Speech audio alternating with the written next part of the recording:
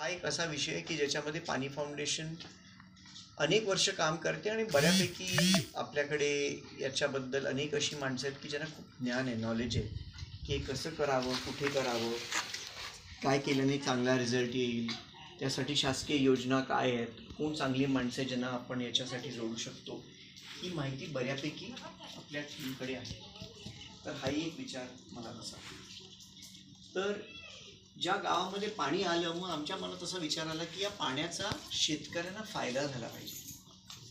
पाणी आलं, पाण्याचा पैसाही झाला पाहिजे. पैसा झाला तर खरी मजा आहे. तर आपण या पाण्याचा पैसा कसा करायचा, तर चांगली शेती झाली पाहिजे. तर चांगली शेती एकट्याने करणं खूप कठीण आहे, कारण एकट्या शेतकरी काय काय करणार. डेपो पण त्यांनीच बनवायचा, लष्करी खत पण त्यांनीच बनवायचा, गांडूळ खत पण त्यांनीच करायचं, जीवामृत पण त्यांनीच करायचं, हात कोळपं पण त्यांनीच चालवायचं, जनावरांच्या धाराही त्यांनीच काढायच्या. शेवटी 2 हात 2 पाय 1 दिवस. त्यामुळे एका माणसानं किंवा एका कुटुंबाला या सगळ्या गोष्टी जमणं हे खूप कठीण आहे.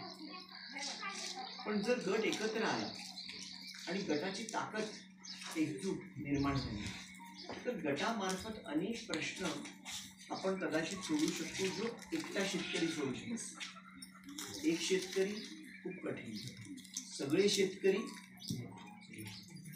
ताकद तयार झाली, बरोबर. तर त्यामुळे गेल्या वर्षीपासून आपण नवीन स्पर्धा सुरू केली. त्या स्पर्धेचं नाव आहे सत्यमेव जयते फार्मर कप, आणि ही आहे गट शेतीची स्पर्धा. आणि त्याच्यामध्ये गेल्या वर्षी 1500 गटांनी भाग घेतला. तर गटांनी भाग घेतल्याबरोबर काय झालं, तर सर्वप्रथम जी एकी झाली त्याचा फायदा काय काय झाला मी तुम्हाला सांगतो. सर्वात महत्त्वाची गोष्ट म्हणजे शेतीचा खर्च कमी झाला. कारण आपण निविष्ठा जेव्हा एकत्र विकत घेतो, आता दादांनी सांगितलं की 2021ची बॅग आपल्याला 2000 मिळाली.